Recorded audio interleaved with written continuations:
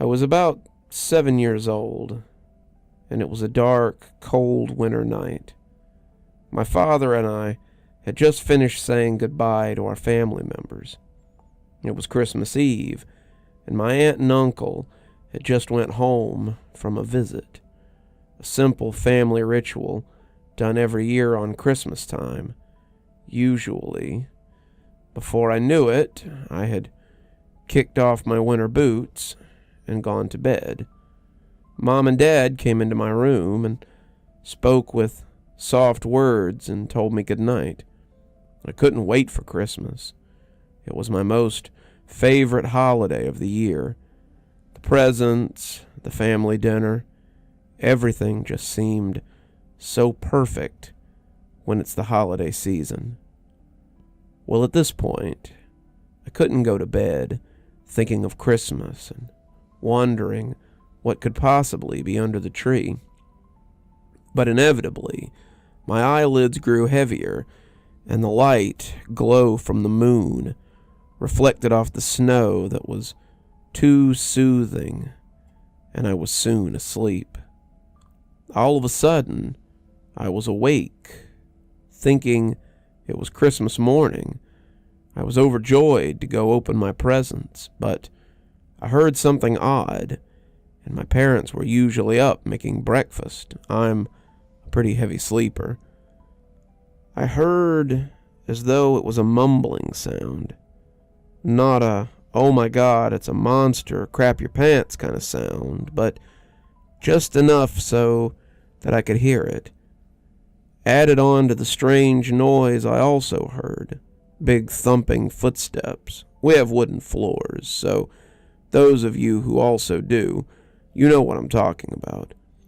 Which was strange because even my father didn't make thumps that loud when he walked. So, the curious, carefree child that I was, I went to investigate the noises. I checked upstairs, in my parents' room, the bathrooms, everywhere, but I found nothing. So, that left two places, the living room and the kitchen. When I stepped into the living room, I found the source of the mumbling. It was my mother and father, tied up in a rope with cloth around their mouth in front of the Christmas tree. All our presents arrayed there. Suddenly, I went into shock. My parents weren't ones to play pranks on me. Being scared, I rushed to the kitchen to fetch a knife to cut the ropes. All of a sudden, I heard a noise coming from the living room. It was the thumping again. I hurried back out there. Next to my parents was a tall man in a black sort of robe, the cloth thin around him. He had his hood up, and he wore heavy boots that seemed to be steel-toed. The most defining characteristic this mysterious man had was the mask he wore. The mask was black. It had huge holes for the eyes, rimmed with metal. There was a long plastic-looking string that was tied in a tight knot to keep the mask on. But the thing I remember most was the horrifying black beak on that mask. It curved downward, almost like a hellish bird from a nightmare. Only this was real life. I was frozen in shock, standing there as this hellbird stared blankly at me, as though eating the very soul from my body. I did nothing. Seconds felt like hours, until finally the Birdman spoke in a very light, formal, yet wisp-like voice, also revealing that he was a man, whether it really was a man or not. "I am the bringer of oblivion." What "What do you plan on doing, you bastard?" I asked. He simply snickered. Behind him, I noticed he had a bag. He reached into it and pulled out a gasoline tank. Started dousing my parents with the gas. I went to attack him, but he punched me in the stomach and I fell to the ground. Felt like he might have broken some of my ribs. Now, no more of that. I expected that you would sit and behave yourself like a good boy. He started covering the tree and the presents with gas, and then he threw the tank down. It spilled gasoline everywhere. He grabbed me by the shoulder and threw me by the front door. "Merry Christmas," he said, dropping an enclosed envelope and a mask identical to his. He took out a big Zippo lighter and ignited the gasoline. He then threw the lighter to my parents, instantly engulfing them and everything in flames. He jumped out the window and ran into the dark woods behind our house. I watched as they screamed in agony under the cloths, and their skins started to melt away and char. I went to help them, but the house and everything was just engulfed in flames. The last words I ever heard from my father were, Just run, son. Go and run as fast as you can." At least that's what I could make out from him. I went to run out of the house, knowing sadly and contemplating on whether to leave or not. I reached for the door and my foot stubbed against something. It was the mask and the letter. For some reason, I took them with me. When I finally got the chance to open that letter, my parents were long gone. All of my happiness was crushed.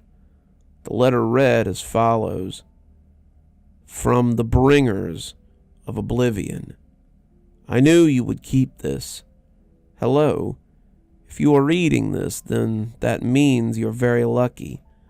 I am the bringer of oblivion, and this is your letter of oblivion. With this letter was a mask I left with you as well. More importantly, I left you with something more than that. Anger. Don't cry, because it will do you no good whatsoever. I've left you with a task and a new life you can choose to lead. Take this mask, keep these words in your head, because I know they will be burned into your memory, whether you like it or not. When you are older, maybe even now, depending on when you are reading this, you can take this mask and do the deed I had done to you and your family to another. You can take that rage out on them. Don't worry. It feels good, I know. Burn the house and leave a letter and a mask identifying you to their youngest. Burn the rest of them. I know you can do this. I feel the rage inside you. It has consumed you, so release it. Do this, my child, and spread oblivion to wherever you may find it suitable." At the time I read this, I had stayed at a foster home for God knows how many years, but he was right about the rage. It controlled my body, and sometimes I would think to myself, what would have happened if the things that had been done that night had not occurred? But there's no way I can become him, I would think to myself. I'm 18 now, and the rage and the day and the letter are still stuck inside my head. It's all burned there, even as I'm dropping his mask and his letter at the feet of a very lucky 5-year-old girl who just happened to be the youngest of her family of 4.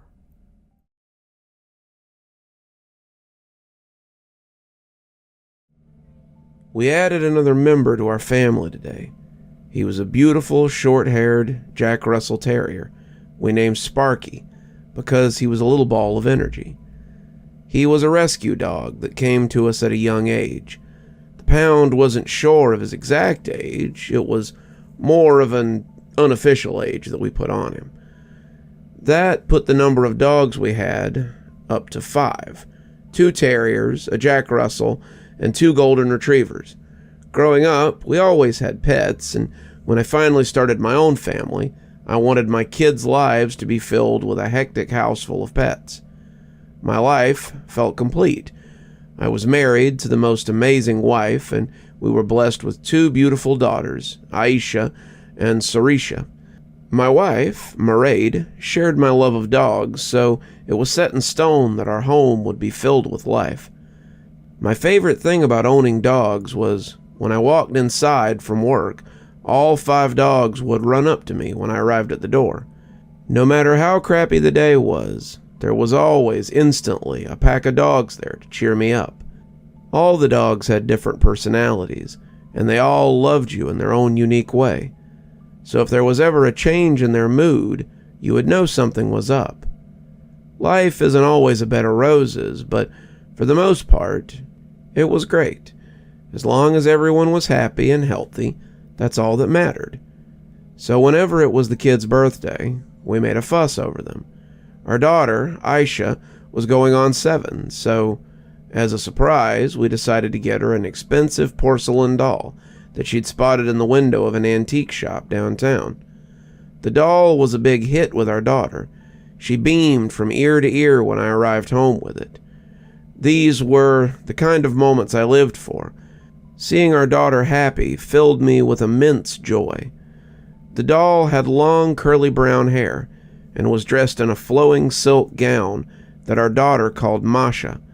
She loved it, but as soon as we brought it into the house, the dogs began acting strange.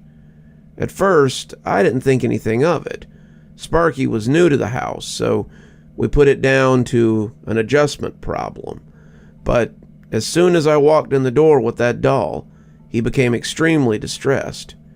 Every time I came in the door, it was the same thing. I would hear a stampede of dogs make their way from the kitchen to the hall. But as soon as Sparky sensed the doll, his tail folded between his legs, and he ran. I would always find him later, shaking behind the couch, in a real state. The 4 other dogs reacted differently to Sparky, but it was a reaction nonetheless. I know my dogs like I know my children, and something seemed off with them.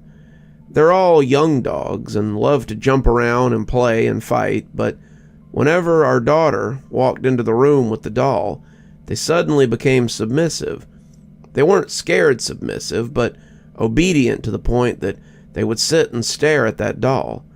Their eyes were fixated on it and followed it wherever my daughter went with it. It was strange, to the point of being unsettling. Things took a turn for the stranger while I was finishing up some homework. Sparky ran into the kitchen to me, shaking and barking as if he'd been attacked. Something didn't quite sit right with me, so I went to the living room to see what the problem was. The kids were at school, and Aisha liked to keep the doll sitting on the couch, waiting for her when she got home. I wasn't sure what I was expecting to see, but when I walked into the room, Masha wasn't where she had left her. Instead, she was on the living room floor, standing upright, and the 4 dogs had formed a circle around her. It almost seemed like they were worshiping her. I would love to say that things settled down after that, but it only got worse. I didn't like how the dogs followed our daughter around the house whenever she had the doll in her hand. Before the doll came into the house, they were so protective of the girls, but now They seemed to look at her with contempt. Whenever Aisha would pick up the doll, they would get agitated, and sometimes they would growl at her. I didn't know what to make of it until I got a phone call from my wife while I was at work. She was in hysterics. I rushed home to find my wife standing at the door with our 2 daughters. Aisha was still holding the doll, and I could hear the dogs inside going crazy. Aisha had a mark on her cheek. "What the hell happened?" I asked. I could still hear the dogs pounding against the front door. "The dogs are acting very strange. Mika went after Aisha." I didn't know what to say. I'd never seen my wife and kids so upset before, and it felt like a dark cloud had descended over our happy home. I took the doll from my daughter and placed it by the tree before I opened the door to let the dogs out. They ran straight to the doll and formed a circle around it as if they were protecting it. We removed Mika from the house. It broke my heart, but we had to do it. I thought things might change after that, but they only got stranger. We took the doll from our daughter until we could figure out what was happening. We placed the doll in the shed, which made the dogs go wild, apart from Sparky. He began watching over our daughters, and I felt a bit better knowing he was in the house with them.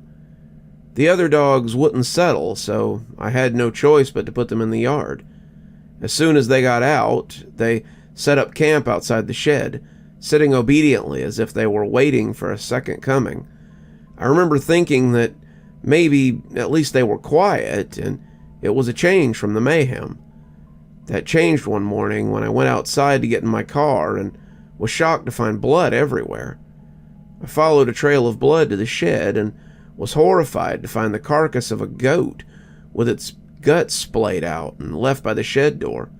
The dogs were covered in blood, but that hadn't prepared me for the paw prints of blood arranged in a strange pattern on the shed door. If I didn't know better, I would swear it was some kind of sacrifice. This went on for days. Every time I went to get in my car, I would find a different animal with its guts hanging out, left by the shed. My wife was beside herself. Life had completely changed, but the thought of something demonic happening was beyond our imagination. We were rational people, so we made excuses for what was happening. Waking up to the bloody carcasses eventually stopped, but the dogs still sat outside the shed, waiting. But waiting for what? Sparky kept his distance and was happy being in the house with us. Apart from the dogs, things seemed to go back to normal, which probably lulled us into a false sense of security. We didn't think much about the doll until I went to check on our daughters.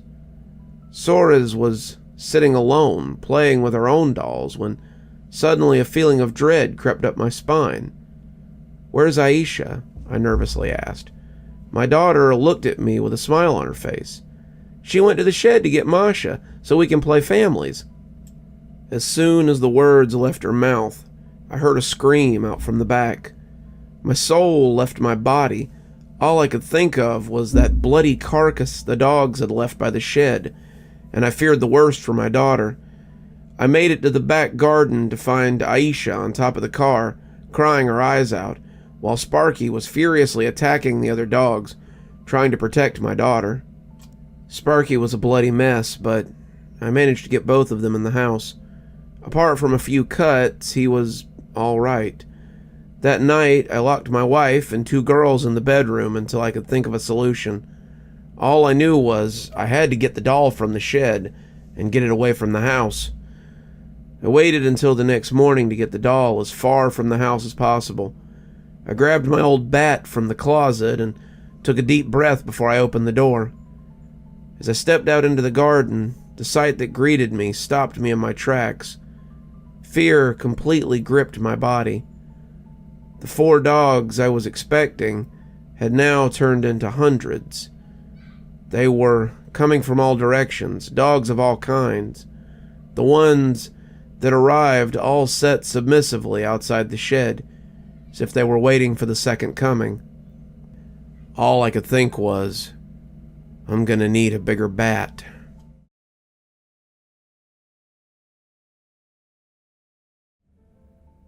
The first time I heard the warning, I was sitting in the back of my grandmother's cramped kitchen, where the air always smells faintly of rosemary and burnt toast. She was muttering over a steaming cup of tea, her gnarled hands trembling, as she traced patterns in the air with her spoon. "The midnight bus," she whispered, her voice like the crackle of dead leaves. "Whatever you do, don't get on, no matter how cold it is, no matter how empty the street feels. You hear me, Clara?" I nodded back then, dismissing her warning as one of her strange superstitions. My grandmother had always been a little odd. She spoke of omens and bird songs, carried a pouch of salt wherever she went, and warned me about the strange places no one else seemed to see. I humored her at the time, never once believing I'd be stupid enough to ignore her advice. That was before last night. It was raining, an icy drizzle that seeped through my coat and into my hair. I'd stayed too late at work again, trying to finish up a proposal, and by the time I finally made it to the bus stop, the streets were deserted. My breath fogged in front of me as I checked my phone. The next bus wasn't due for another 30 minutes.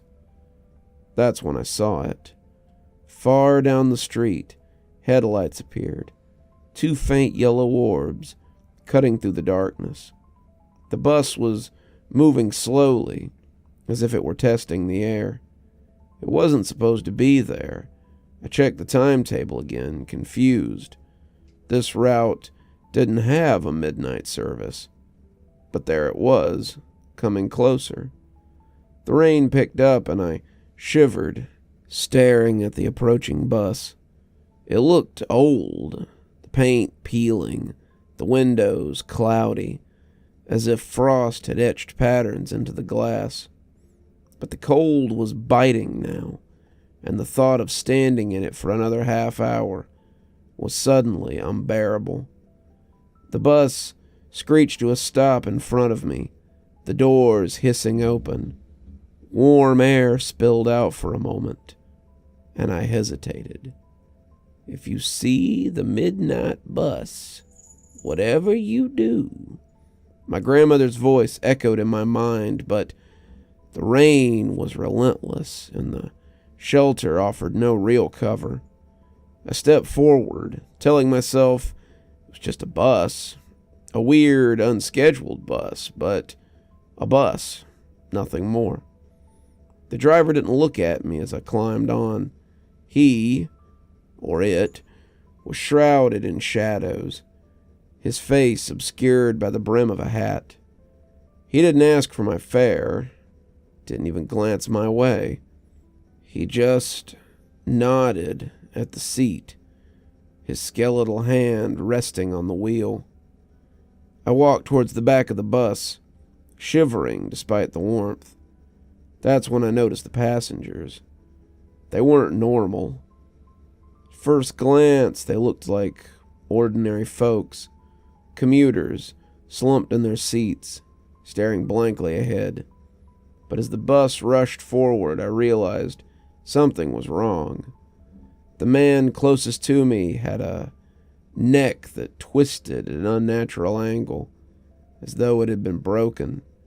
His head lolled to one side, his lifeless eyes fixed on the window. The woman across the aisle held a bundle in her arms, humming softly. I thought it was a baby, till I saw the first glint of bone poking through the rags. I tried not to look at them, tried to focus on the rain-streaked windows, but the air was heavy, thick with the smell of damp earth and decay. As the bus moved on, time seemed to warp. At first, I thought it was just my mind playing tricks on me. But then I noticed the rain outside had stopped. The cityscape blurred, the familiar streets replaced with unfamiliar ones. The buildings seemed older, their windows dark and empty. A fog rolled in, swallowing everything outside. Then there were the stops. Each time the bus halted, the doors would creak open, and something would get on. Sometimes it was a person, or what I thought was a person, dripping wet or covered in soot. Other times, it was a creature that slithered or crawled, its form indistinct in the dim light. No one spoke. The woman with the bundle rocked back and forth, her humming growing louder. The man with the broken neck twitched. The first time I tried to get off, the bus driver stopped me. I'd stood up, gripping the pole for balance as the bus slowed at another strange, fog-shrouded stop. The door opened, revealing an endless expanse of black water, stretching as far as I could see. A figure stood at the edge, its outline blurred. I stepped forward, ready to leave, but the bus driver's voice cut through the silence. "Not your stop." It was the first thing he'd said. His voice was low and guttural, as if it had been dragged through gravel. I froze, my heart hammering in my chest. "What do you mean?" I stammered. He turned his head, just enough for me to glimpse his face, or what was left of it. Empty eye sockets stared back at me, his mouth twisted into something that might have been a smile. "Sit down," he rasped. By the time I managed to get off the bus, it was 3 days later. I didn't realize it at first. The sun was just starting to rise, casting the streets in golden light. It looked normal, too normal, like a picture-perfect version of my city. But when I checked my phone, I saw the date. 3 days had passed. My hands were trembling as I stumbled down the street, trying to make sense of what had happened. The image of the passengers, the driver, the strange stops, they all blurred together in my mind. But I couldn't shake the feeling that something was still watching me, that I hadn't truly escaped. And then I heard it, the faint rumble of an engine, the screech of brakes. The midnight bus was coming back.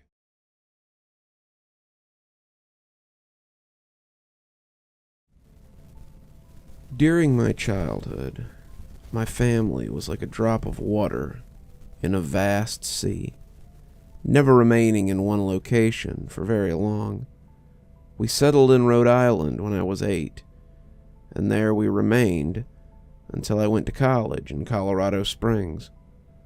Most of my memories are rooted in Rhode Island, but there are fragments in the attic of my brain which belong to the various homes we lived in when I was much younger. Most of these memories are unclear, pointless, chasing after another boy in the backyard of a house in North Carolina, trying to build a raft to float on the creek behind the apartment that we rented in Pennsylvania, so on and so forth. But there is one set of memories which remains as clear as glass, as though they were made just yesterday. I often wonder whether they are simply lucid dreams produced by the long sickness I experienced that spring. But in my heart, I know they're real.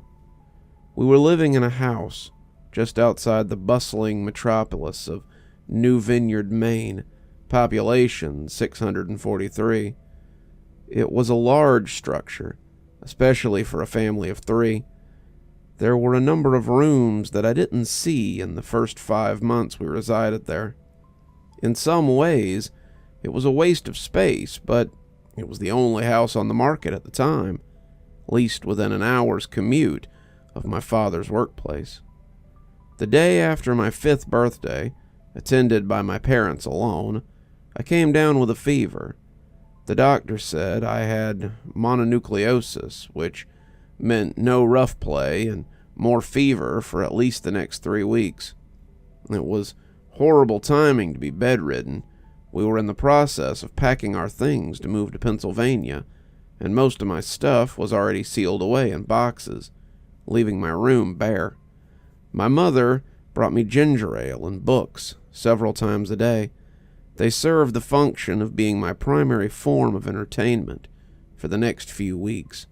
Boredom always loomed just around the corner, waiting to rear its ugly head and compound my misery.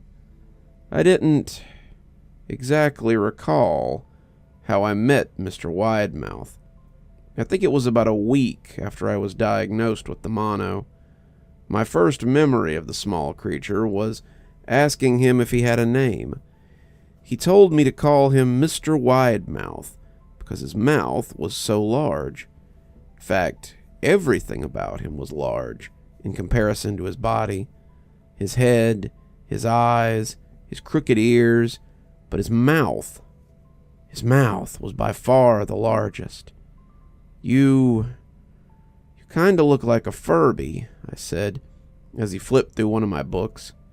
Mr. Widemouth stopped and gave me a puzzled look. Furby? What's a Furby? He asked. I shrugged. You know, the toy. The little robot with the big ears. You can stroke and feed them, almost like a real pet. Oh, Mr. Widemouth resumed his activity.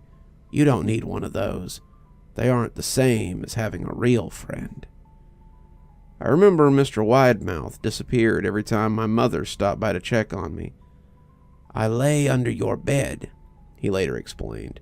I don't want your parents to see me, because I'm afraid they won't let us play anymore. We didn't do much during those first few days.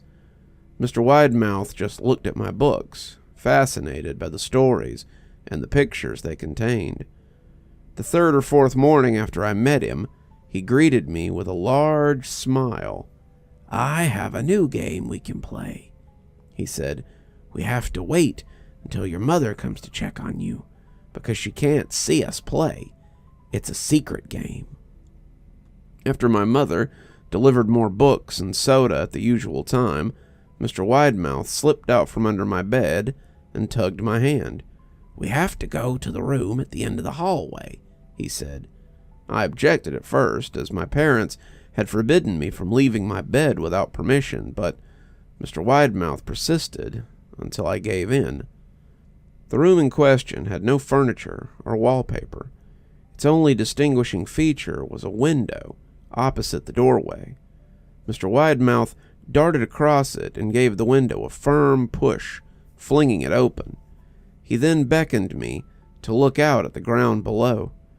We were on the 2nd story of the house, but it was on a hill, and from this angle the drop was further than 2 stories due to the incline. I like to play pretend up here, Mr. Widemouth explained. I pretend that there is a big, soft trampoline below the window, and I jump. If you pretend hard enough, you bounce back up like a feather. I want you to try. I was a 5-year-old with a fever, so only a hint of skepticism darted through my thoughts as I looked down and considered the possibilities. It's a long drop, I said, but that's all part of the fun. It wouldn't be exciting if it was only a short drop. If it were only that way, you may as well just bounce on a real trampoline. I toyed with the idea, picturing myself falling through thin air only to bounce back to the window on something unseen by human eye. But the realist in me prevailed. Maybe some other time, I said. I don't know if I have enough imagination. I could get hurt. Mr. Widemouth's face contorted into a snarl, but only for a moment. Anger gave way to disappointment. If you say so. He spent the rest of the day under my bed, quiet as a mouse. The following morning, Mr. Widemouth arrived, holding a small box. "I want to teach you how to juggle," he said. "There are some things in here you can use to practice before I start giving you lessons." I looked into the box. It was full of knives. "My parents would kill me," I shouted, horrified that Mr. Widemouth had brought knives into my room, objects that my parents would never allow me to touch. "I'll get spanked and grounded for a year." Mr. Widemouth frowned. "It's fun to juggle with these. I want you to try it." I pushed the box away. "I can't. I'll get in trouble. Knives aren't safe to just throw around in the air." Mr. Widemouth frowned, and it deepened into a scowl. He took the box of knives and slid under my bed, remaining there for the rest of the day. I began to wonder how often he was underneath me. I started having trouble sleeping after that. Mr. Widemouth often woke me up in the night, saying that he had made a real trampoline under the window, a big one that I couldn't see in the dark. I always declined and tried to go back to sleep, but Mr. Widemouth persisted. Sometimes he stayed by my side until early in the morning, encouraging me to jump. He wasn't so fun to play with anymore. My mother came one morning and told me I had her permission to walk outside. She thought the fresh air might do me good, especially after being confined to my room for so long. Ecstatic, I put on my sneakers and trotted out to the back porch, yearning for the feel of sun on my face. Mr. Widemouth was waiting for me. "I have something I want you to see," he said. I must have given him a weird look, because then he said, "It's safe, I promise." I followed him to the beginnings of a deer trail, which ran through the woods behind the house. "This is an important path. I've had a lot of friends about your age. When they were ready, I took them down this path to a special place. You aren't ready yet, but one day I hope to take you there." I returned to the house, wondering what kind of place lay beyond the trail. 2 weeks after I met Mr. Widemouth, the last load of things had been packed into the moving truck. I would soon be in the cab of that truck, sitting next to my father for the long drive to Pennsylvania. I considered telling Mr. Widemouth that I was leaving, but even at 5 years old, I was beginning to suspect that his intentions were not to my benefit, despite what he said. For this reason, I decided to keep my departure a secret. My father and I were in the truck at 4 a.m. He was hoping to make it to Pennsylvania by lunchtime, with the help of an endless supply of coffee and a 6-pack of energy drinks. He seemed more like a man about to run a marathon, not one about to spend 2 days sitting very still. "Early enough for you?" he asked, with a hint of sympathy. I nodded and placed my head against the window, hoping for some sleep before the sun came up. I felt my father's hand on my shoulder. "This is the last move, son, I promise. I know it's hard on you, as sick as you've been. Once Daddy gets promoted, we can settle down, and you can make some friends." I opened my eyes as we backed out of the driveway. Mr. Widemouth's silhouette was in my bedroom window. He stood motionless until the truck was about to turn into the main road, at which point he gave a pitiful wave goodbye, steak knife in one hand. I didn't wave back. Years later, I returned to New Vineyard.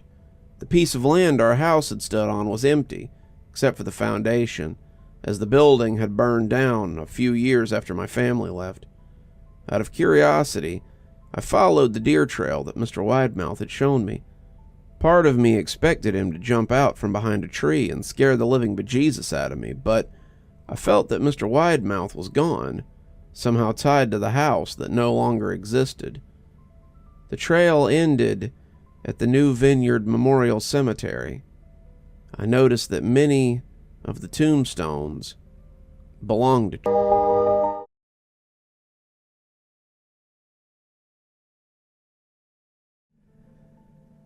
One of the first things my EMS cert teacher told me was that the touchiness would pass. That one day I'd be slipping IV needles into arms as easily as I flossed between my teeth. Yet, I was 2 weeks into my first full-time ambulance gig, and I was still shaking between calls. The 3-story inferno raging downtown didn't help, but that's not where me and my partner Tom were heading. Prior to this whole situation, our night was quiet, mostly dealing with confused dementia patients or burgeoning schizophrenics. The MO is either to find their medicine or transport them to the hospital. Most of our calls were like that, low stakes, right in my comfort zone. But now we were dispatched to a Priority 2 emergency, the kind of call that necessitates the whole lights and siren deal. Someone called in a possible self-harm situation involving one of their neighbors.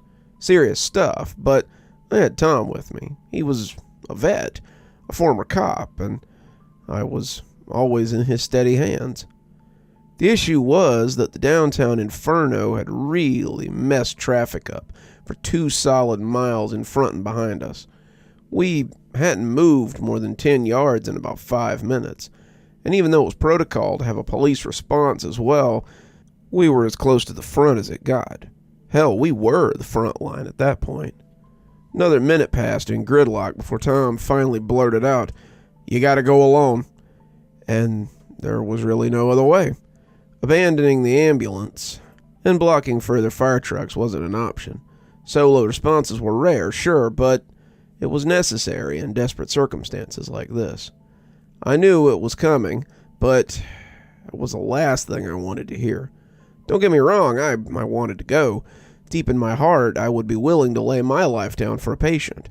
I wanted so badly to be that type of cool, methodical mind that entered an emergency situation and eased their patient back from the brink. It just hadn't come to me yet. Tom saw it. I'm sure if seconds weren't the difference between life and death, he would have given me 5 minutes for a pep talk. For now, though, all he could do was pat my shoulder and smirk. "Knock 'em alive, kid." So out I went, squeezing myself between the bumper-to-bumper traffic until I found myself on the correct cross street. There's something horrifying in the minutes between their call and your arrival. The feeling creeps in while you're slipping over broken sidewalks and homeless tents, realizing you're the beginning and the end of their recovery. It all comes down to you, the practitioner. To be blunt, you're God for those few minutes, and God was having a pretty bad time gaining entry. Someone buzzed me in, but of course, apartment 13B was locked. Our response time was already woefully long, so waiting for police to break it down was not an option.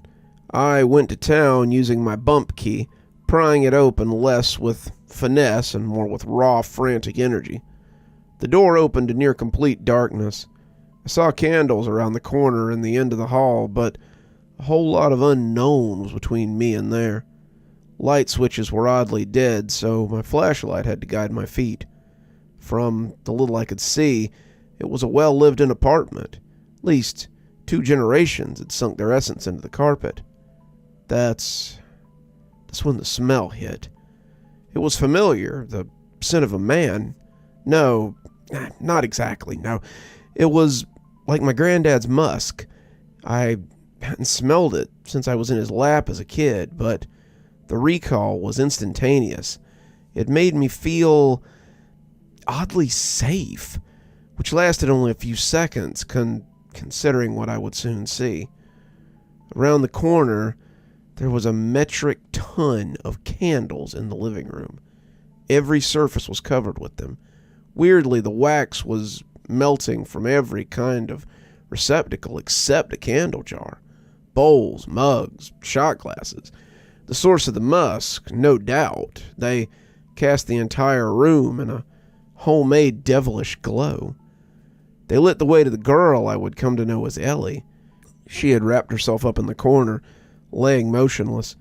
Baggy sweats and a white tee hid her frailty at a glance. I rushed to her, set her on her back, and began to triage. First was the bruising on her neck. It was fresh, must have tried some sort of strangulation, but it wasn't what did her in, so I quickly moved on. Blood caked her white t-shirt. I followed it to her wrists. They were messy slashes, but they didn't look deep enough to do real harm. That's when I noticed the culprit of my light switch woes.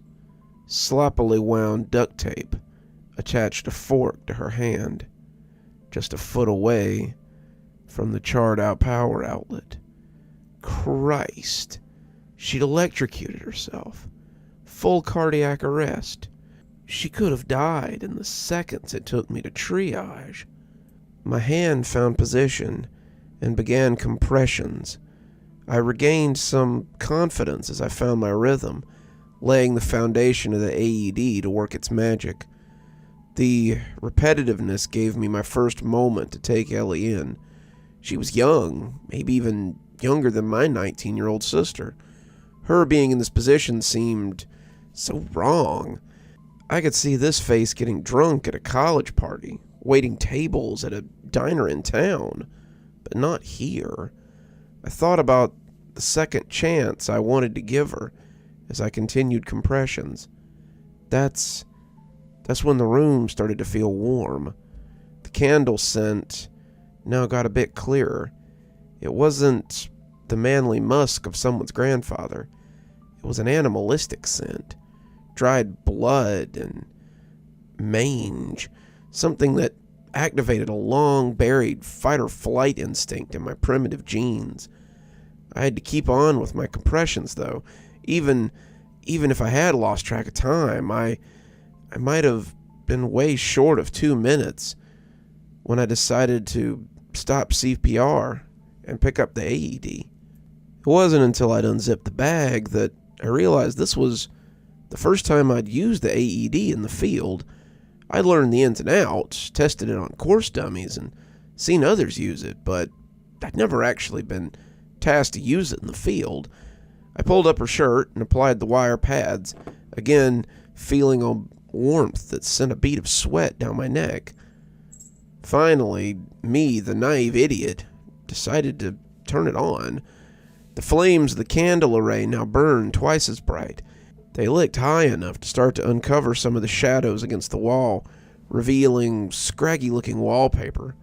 No time to admire the settings, though. I waited patiently as the AED robotically counted down and administered the first shock. It picked up heartbeat rhythm automatically, but I still used my fingers to feel her absent pulse directly. It remained still. No response. Desperate, I repositioned my fingers as I checked for a pulse, and I didn't find one. Of that I was supremely confident. My fingers wiped some of the blood from her wrist as I did.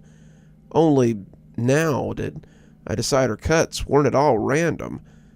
They, in fact, cut out symbols in her flesh.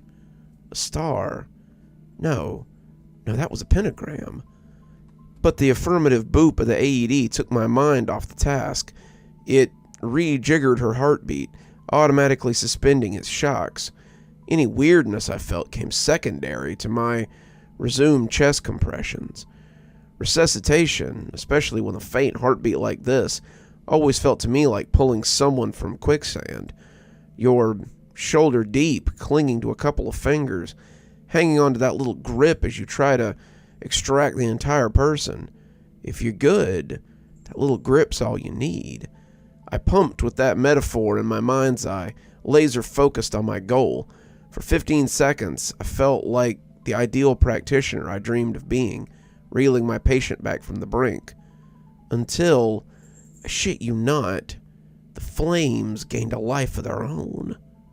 At first I thought it was just the ones directly in front of me, but as I spun I realized it animated every live flame, each one dancing its way towards the ceiling, causing the receptacles to bubble over with wax. You spend a lifetime watching flames move randomly, flicking with the wind, and I promise you their sudden conscious movement will rattle you to your depths. A full red light illuminated what I now realized wasn't wallpaper. It was blood-inked writing, overlapping scrawls of mantras over every wall and even possibly the ceiling. I imagined her crawling like a spider as she wrote, "Praise be all glory to the true one, may his new kingdom reign." Then finally the one spanning the entire main room. May my blood serve as sacrifice. I suddenly felt like an interloper in a place I should not be, intruding on an ancient ritual. Whatever had its grip on her seemed to be in the room with me now. The flames kept up their height so I could take it all in, wax spilling over onto the floor. Looking back now, I think it was offering me a chance to reconsider what I was doing. It had its claim on her, but as her practitioner, I felt I had an equal claim. I resumed compressions, faster now, desperate to get her back as fast as possible. The flames swirled, seeming enraged by this development, and not letting me forget it. Yet somehow I was able to separate my technique from my panic-ridden nerves, keeping a tight rhythm for almost a minute before the girl finally snapped upright. The flames dissipated in an instant, down to tiny weak flickers. Her eyes were shut at first, like she was still within a blissful dream. Then her eyes opened to what she seemed to clearly think was a nightmare. Where'd he go? Where is he? She seemed taken by complete surprise, grounding herself back in reality as she pawed at herself. My practiced lines of patient comfort only enraged her. You have to let me get back. With rabid panic, she started to grab at her wrists, but soon realized it wasn't the most economic method of return. I finally regained my composure just as I saw her eyes meet the burned outlet. I screamed and grabbed at her leg, but her hand stretched to reach it. It connected, but unfortunately, it seemed she'd blown that out completely the last time. No shock was administered. Ellie kicked me off and stood, searching for a weapon, for a way out. It gave me a second to reason with her, person to person. That practiced BS now scared right out of me, but she responded with a level-headed reason that made it feel almost like she was speaking in my best interest. You don't understand. I'm the last one. He needs me. She raced across the room to the dresser, rifling through the top drawer. I went to pull her off when she struck me hard across the face. It wasn't a punch to harm as much as a utility swipe, keeping me away as economically as possible. I was a few feet away when she pulled the knife from the drawer. There wasn't any fanfare, no waiting to see the horrified look on my face. She just sliced it as fast as she possibly could. I don't remember if it was 2 or 3 good hacks before Tom rushed in to tackle her. In one swoop, he was able to pin her while cleanly plucking the blade from her grip. Blood pooled as he steadied her flailing arms with ease, getting the one she had sliced into the open. You okay? Once we had established that I was at least physically unharmed, I got back to work wrapping her wrist, stopping the brunt of the blood flow. Tom reinstated order to my rapidly deteriorating nightmare. As much as she wailed and cried in that first minute, she settled completely as she was padded up and restrained for transport. Her dead eyes followed me back and forth across the room as I spoke to the police officers that had arrived, burned into my scalp even when I turned around. She seemed to have come to a realization, something that set her at complete peace even here in the reality she had been forced back into. Stupid me, I reasoned that maybe I'd given her a new lease on life, something she would cherish. Stupid. That was a week ago. There were 5 total ritual suicides that night, aside from Ellie. All were successful. The first was a young artist who burned herself on a pyre, setting her warehouse studio aflame. That was the inferno that caught Tom and I in the traffic heap. My first patient died 2 days later. He was a 12-year-old boy suffering from asphyxia after eating some mislabeled Chinese food. An EpiPen was administered by his mom, but it wasn't enough. We arrived in time and got the epinephrine IV in. However, his heart responded in a bizarre fashion. It began to rapidly slow with the increasing dose. He wasn't just dying, it was like I was killing him. He died so fast it Took his mom 2 minutes to realize. The longest 2 minutes of my life. 1 is a fluke, but 6 are a pattern. 5 more of my patients would die, some with completely non-life-threatening conditions. My supervisor comforted me after the first, but things darkened quickly from there. Despite the fact that I was investigated and could not have done anything different, I was suspended indefinitely. It took me almost a week to find Ellie. From the hospital, they bounced her between a few psych wards until landing her at one for, shall we say, more intense cases. Despite this, their windows were not barred, just thick and secured tight with latches. Something told me hers would be unlocked. It was. She's sleeping. Been this way for the last hour. I've gripped and released the knife in my pocket 100 times over, though.